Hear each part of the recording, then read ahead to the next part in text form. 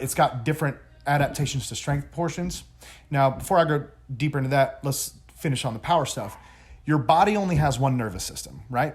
So you can't necessarily, let's say you're doing a single arm chest pass, right? So you're putting, and we're saying we're using our right arm. So no matter how you have it set up, if he's stepping or not, your arm isn't getting more powerful. Your nervous system as a whole is getting more powerful. It's becoming more explosive. So you have to identify and match the criteria of the day. So if you have the option of having an athlete for 4 days a week and you do something like an upper, lower split, right, on your 4 days, what I do is called a power primer, right? So that the body itself works as a bomb. Think, a bomb explodes at one point. It just doesn't blow out one portion of its side.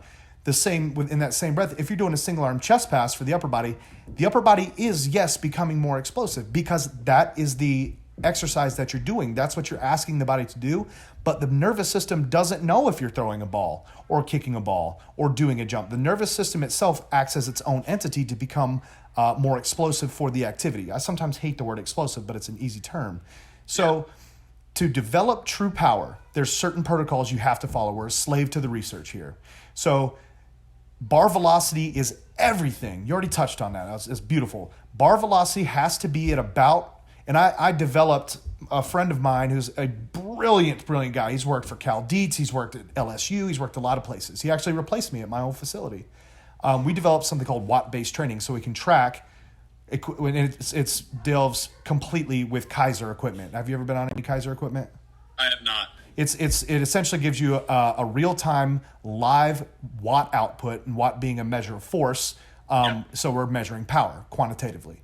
So we create a watt-based power system based on bar velocity. So what we've discovered is it has to be above about 0.8 to 1 meters per second, right? So there's a bunch of conversions and it does it for you. I'm pretty sure the research, and this is old, that I've read in grad school, my professors told me that 5-year-old research is old research. It's just how it goes. But training bar velocity has its protocols. You're not really going to be able to cross about 65% of whatever your 1 rep max is in that intended, in that exercise, right? So you have to be moving. Dr. Jeff McBride, who's pushed out everything biomechanics for the last 20 years, was one of my professors in grad school.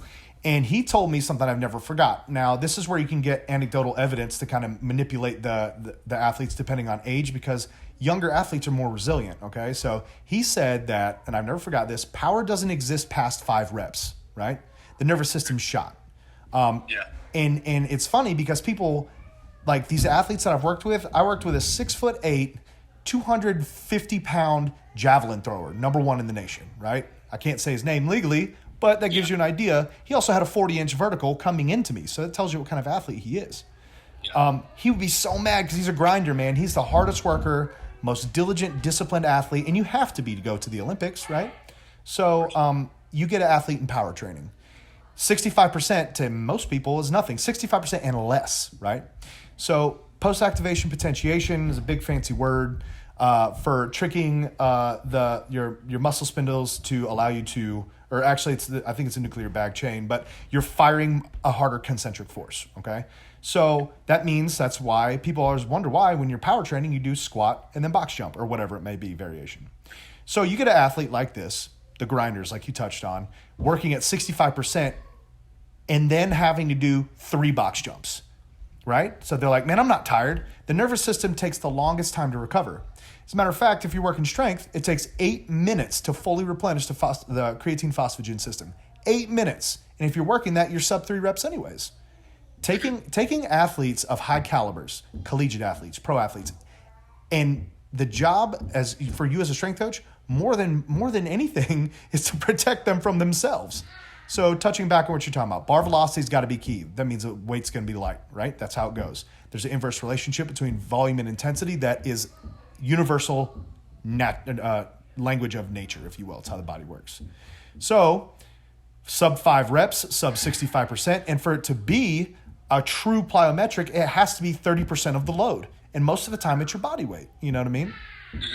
So protecting the athlete and giving them maximal rest. It takes a long time for your nervous system to refill its gas, right? So, and I'm going off on a tangent. I do this a lot because my brain's constantly going, so forgive me. You're totally fine. But protecting themselves and now understanding the universal principles that you have to abide by. Now, I told you empirical evidence can adjust that. Youth athletes and the most elite athletes are very resilient. So that 5 reps may become 6, but you're not going to do anything higher than that, and that's guaranteed because it changes the energy system that's used from training the central nervous system, right? Because that is power training, to training the musculature, cross-sectional area. That's strength training, as we know. That's clear.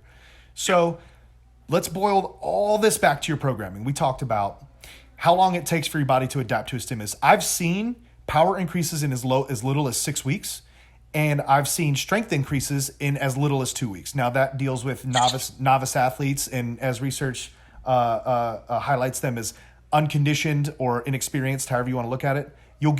That's why there isn't any research any valid, worth reading research that talks about athletes that have never done anything. You're clearly going to get a stimulus.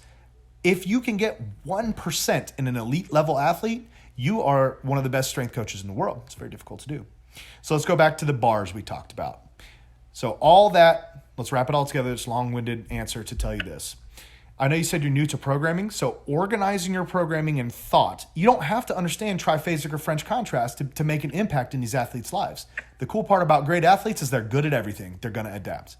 So understanding the protocols of power, which we talked about, now we have to understand the stair-step approach that we have to go from strength to power. Remember, power is the name of the game. So clearly, that's why you see higher velocity movements. That's why intensity is the highest, the rest is the longest.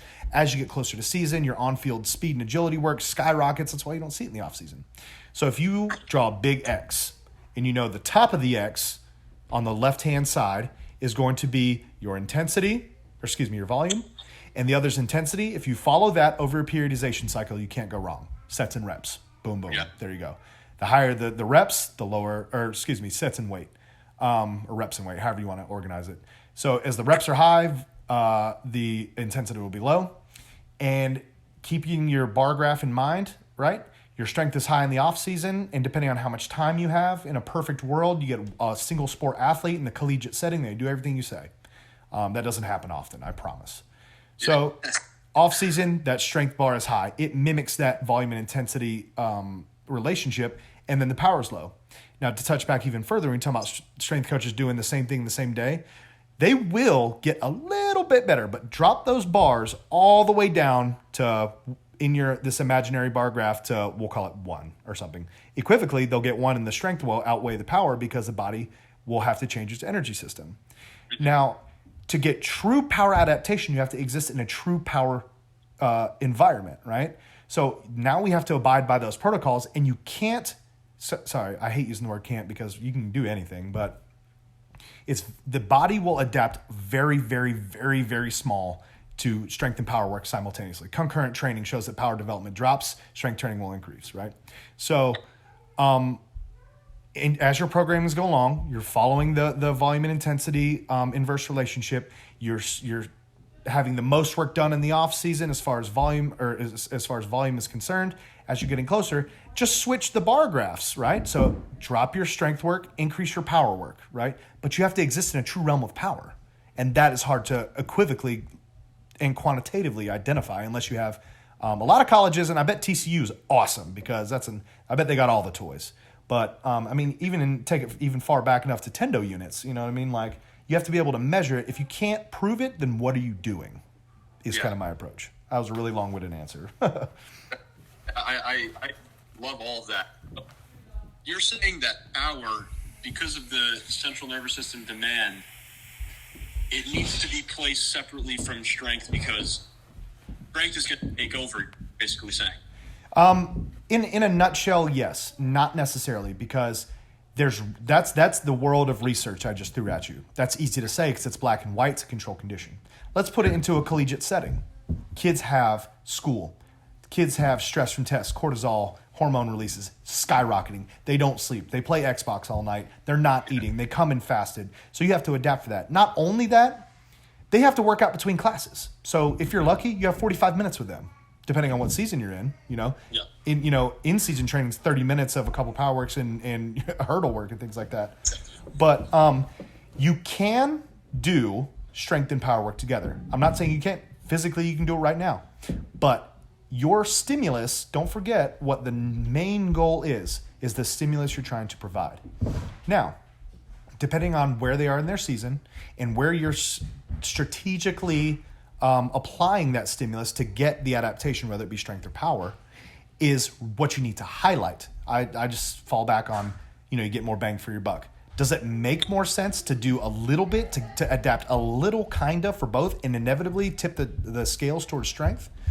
Or if you can, and again, it's very difficult because real life plays a big role here. Time plays a big role. If you can, let them live in power. Now, what I neglected to tell you is because the loads are low in power, you inevitably will lose strength. That's how it works, right? So if you keep them in power too long, they will get weaker. That's anticipated. You need to anticipate that effect so that you can adjust their mesocycle or whatever you're at in your micro, in your macro, whatever. You need to be able to pull them out before their strength drops so low that it has an effect on their power output. Now remember, the name of the game is power. Being on the field and being explosive is what makes you an athlete, but it's laid by the foundation of strength. So how do you know? Like, when do you know? Right? You want to know a neat trick? So there's research that's out there that shows well, let me backtrack. So clearly the vertical jump itself is a measure of lower body power. That's what it's used for. So awesome trick. If you don't have the toys, if you don't have the gadgets, if you don't have the Kaiser equipment, whatever it may be, is literally almost every single gym, strength room, college has a Vertec or some version of a vertical jump measuring apparatus. If you measure their vertical jump at the same time, on the same day each week, for instance, Monday at 10 o'clock or whatever, if that's their availability, and their vertical jump stays the same or increases, then you're good. You're good. You haven't lost strength yet. Your power's still developing. Life's good. But if their vertical jump drops, they have started to weaken themselves or we'll just say they've lost strength there. So you can monitor their strength output or their strength output and power development simultaneously just by using the vertical jump. It's a great, easy, cheap trick to do. So while you're doing your strength and power concurrent training, right, something's going to fall. They'll probably get stronger. Oh, man, I got stronger in season. Nobody says that, but you just have to make sure that the end game of your logical organization, of your planning, lands them in power. Monitor their power or their strength outputs, and when their strength drops too low, you can pull them out of that cycle, and you can do a mini cycle variation to if you need to maintain their strength. But you have to have a theme of your cycle that they're in. And in this, that's why I argue that is it more beneficial to have a very small increase in both? Or is it more beneficial to be able to monitor what you're doing and develop the idea of the stimulus that you're providing? And that's just that's my approach to it. It's not the best, and it's not always correct in everybody's eyes. I'm sure everybody can prove me wrong, but that's my approach that I found success with. Yeah, it definitely sounds a little bit more logical. So basically what you're doing is reactionary. You're right then and there with your athletes, and whether or not they're improving, you're going to react to that, which I think is the best way to go about it. It's because sometimes, more often than not, you're going to have to deviate from your plan given the circumstances. Yeah, another neat trick is a lot of places have jump mats because they're, it's an easy tool. You can do depth jumps, right, or drop jumps, whatever you want to call it, and do 5 or so or however many you want, and you'll get a cluster of times of their ground contact time. So it might be I'm making up numbers now, 0.1, 0.11, 0.13, 0.1, 0.4, boom, power's done. So when you're in your power phases, you can see the exact number because everybody's different. Do they need 5 reps? Is it umbrella? I don't like a copy and paste or an umbrella approach because everything has to be individualized to the athlete to accentuate their skills. And everybody's different. If you have the time, you should. But if you're in a college, if you ever you work with football now, I mean, there's 50 guys in the room at once with 8 coaches if you're lucky. You know what I mean? So you can't always do it. Self-monitoring and education is a big role of a strength coach too. They have to understand what they're doing because if they don't understand, you don't create any buy-in. If you don't create buy-in, then your job becomes a lot more difficult. So using that little cluster bit lets you know exact repetitions for their PAP training and their power training. Okay. So I'm just going to take a step back for a second. So you've got a baseball player. Let's say